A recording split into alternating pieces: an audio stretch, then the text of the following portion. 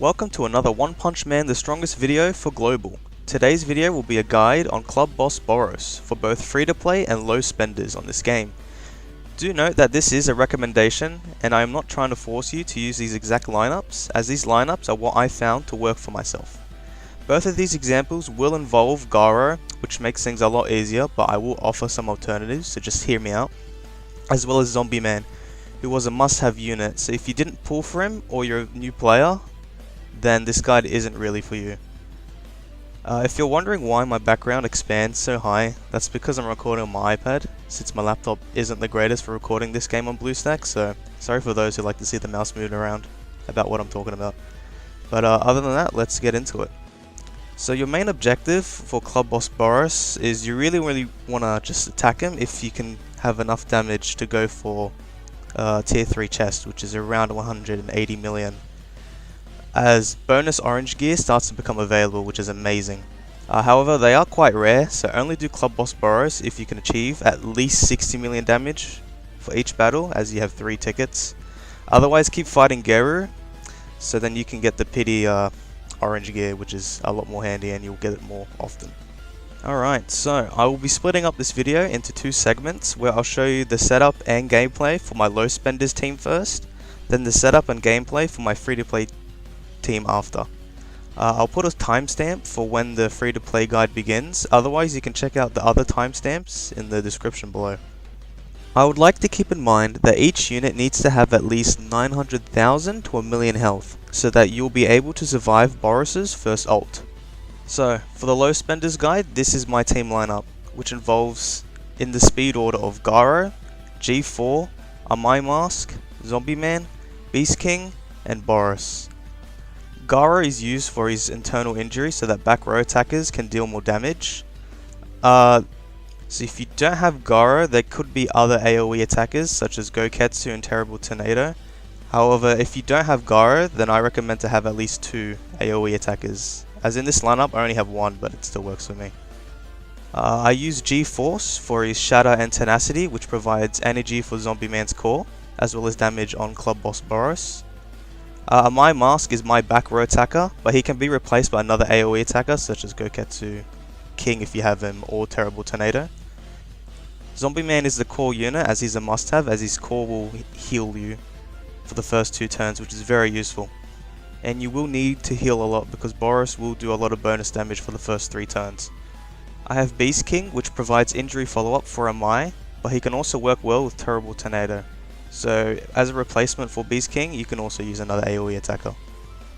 Then finally I have Boros, which his main purpose is to do damage on the boss Boros and Geru from his primal gear. Anyways, let's get into it. So my main goal here with the first turn is to use Garo's ult and try to get internal injury on Geru and either Gorobus or Melzagard. Then I would use G4's ult to get Tenacity, as well as weaken Boros if I can get a crit, which I did. And now I'll use Amai's ult on Gorobus on top of his internal injury for extra damage. Then use everyone's basic attacks for the rest of the turn. My main objective is to kill both Gorobus and Geru in the first 3 turns, as it will weaken Boros's ult enough to keep your team alive. For turn 2, I repeat the same steps, except this time I target Geru with Amai's ult, so that I can balance out his health with Gorobus for turn 3. The reason why I choose to kill Gorobus first instead of Melzagard is that his corrosion will carry on for a round after, so killing him first will reduce the amount of damage your team will take. If you get unlucky with Amai hitting for 3 times and isn't doing enough damage, you can close and restart the game, as it won't save your battle progress, so you can retry indefinitely until you're satisfied with your damage output. If you get lucky, Garo will follow up on the back row units, which would be ideal, but I got unlucky as I didn't hit either Geru or Gorobus, which is quite annoying. In the third turn, I use Garo's ult to hopefully get internal injury on the back row, so that Beast King's follow-up kills at least one of them. Then, use G4's ult to hopefully get a crit to weaken Boros's upcoming ult. Now you can finish off the second back row enemy using Amai's ult. So from now on, I would use Zombie Man's ult to heal for every turn, as his core now doesn't provide passive healing. Personally, I use Beast King's ult rather than Boros's for this turn, so that I have injury for the next turn, allowing Beast King to provide follow-up damage.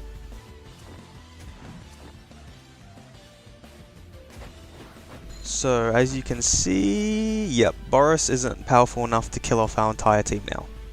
So for turn 4, I will keep using Garo's ult in order to try and kill Melzigard before the end of turn 5, to reduce Boros's ult damage even more. I still use G4's ult to deal big damage on Boros. Didn't get lucky with the 3-hit combo from Amai, but Melzigard should be dead in the next turn. Use Zombie Man's ult to heal up.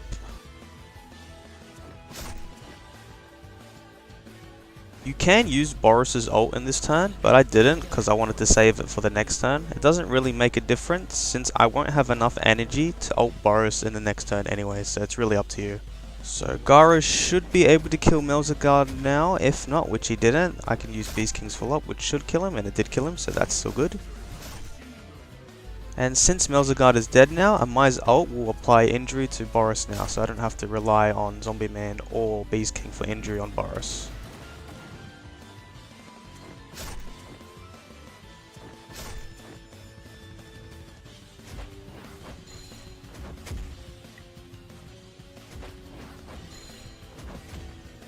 So as you can see now, my team is barely able to survive Boros's ult now, so it's really important to kill Melzigard before the end of turn 5, as my team would have been dead by now.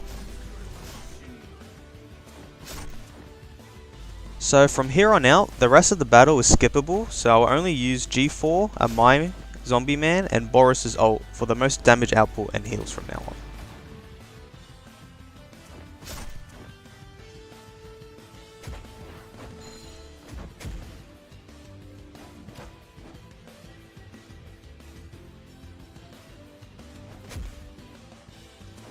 So since there's nothing left for me to do right now, I'm going to just skip the battle and see what my final damage is like.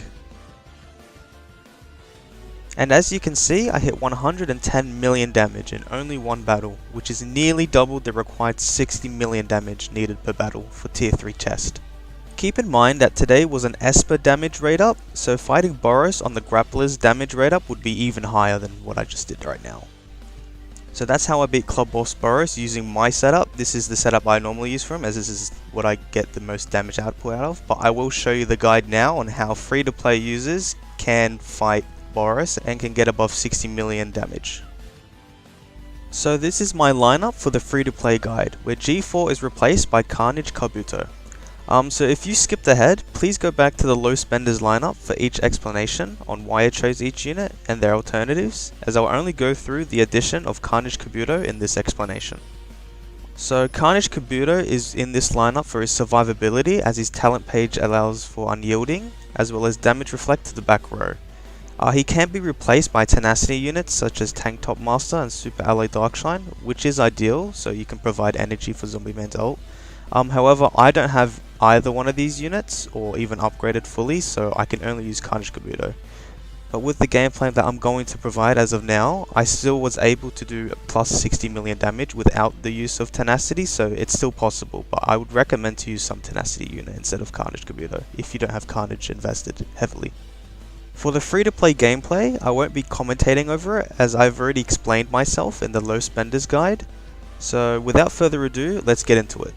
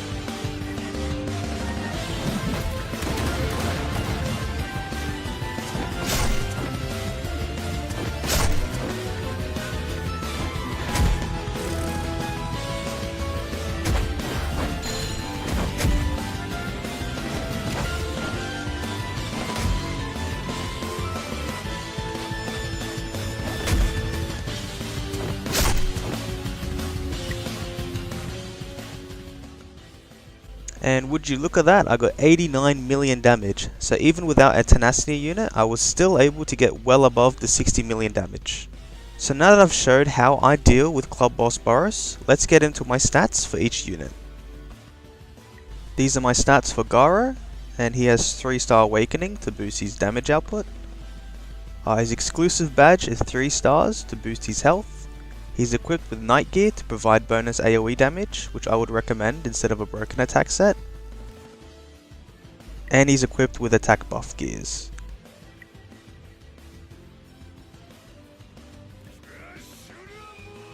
These are my stats for Carnage Kabuto. He's very tanky. His exclusive badge is 4 stars as he is my main tank, so his health needs to be high in my main lineup. He's equipped with broken HP gear to make him as beefy as possible, and he's equipped with HP buff gears.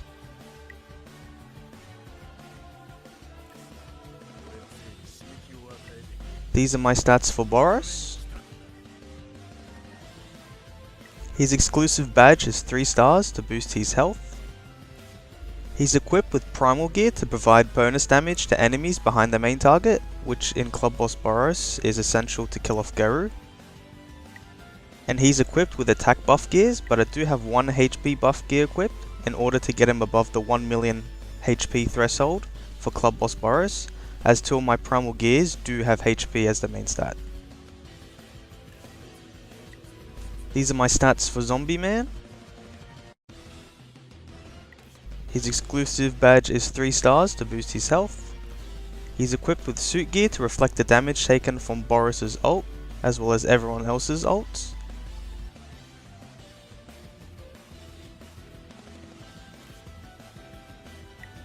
And he's equipped with attack buff gears as his healing is dependent on the amount of attack he has. These are my stats for G4.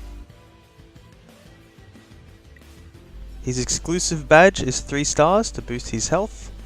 He's equipped with Primal Gear to provide bonus damage to enemies behind their main target for the same reasons as my Boros in order to damage Garu behind. And he's equipped with attack and HP buff gears as his HP slightly falls under the 1 million HP threshold, so I need to get as close as possible to the 1 million HP as well as doing a good amount of damage. These are my stats for my mask. I have both his keepsafe and exclusive badge 3 stars to boost his attack and health, as SR units are quite cheap to upgrade, they're exclusive items. He's equipped with broken attack gear to make him as strong as possible. And he's equipped with attack buff gears.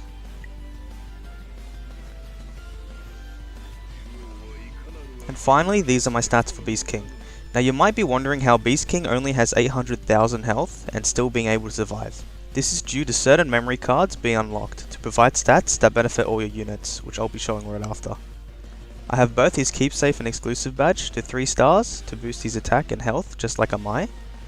He's equipped with Gangster Gear to provide bonus damage follow-up to those afflicted with injury, which is even more powerful on top of Garo's internal injury. And he's equipped with attack buff gears. And now I'll be going through the recommended memory cards that you will need to unlock to help out with Club Boss Boros. The most important cards is to unlock all of Chapter 14, which provides Grappler Ally Dot Reduction, Grappler Ally Injury Reduction, and Grappler Ally Bonus Reduction, which is the most important, as this was how my Beast King was able to survive Boros' ult, so I heavily recommend unlocking this chapter as top priority. Then I would recommend going through Chapter 16, which provides all types of reductions like Chapter 14 but for Esper units.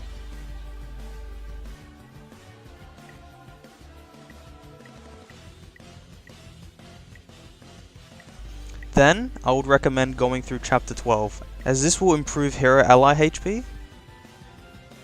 Outlaw and Martial Artist's HP, and Villain Ally HP, as his ult damage as well as his bonus ult damage does a crap ton of damage to all your team. Then finally I would go through Chapter 11, which increases Hero Allies attacks, Outlaw and Martial Artist's attack, and Villain Allies attack, which will allow you to get well over 60 million damage.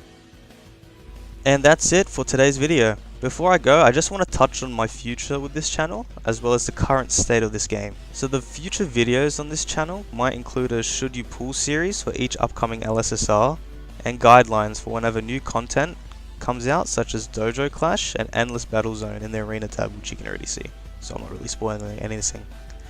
I should be producing content over the year, since I enjoy playing this game and spend a lot of time researching this game, despite Moontoon slowly destroying the community. Since Goro Goro became the hero backup stick unit, many players are starting to quit the game, and content creators are starting to hinder away from this game. However, I will still be sticking around for a while, so I'll try to help out the best I can. Other than that, that's all from me today. If you enjoy the video, please leave a like and subscribe, and feel free to comment down below on any questions about my video or possible future content. Until next time.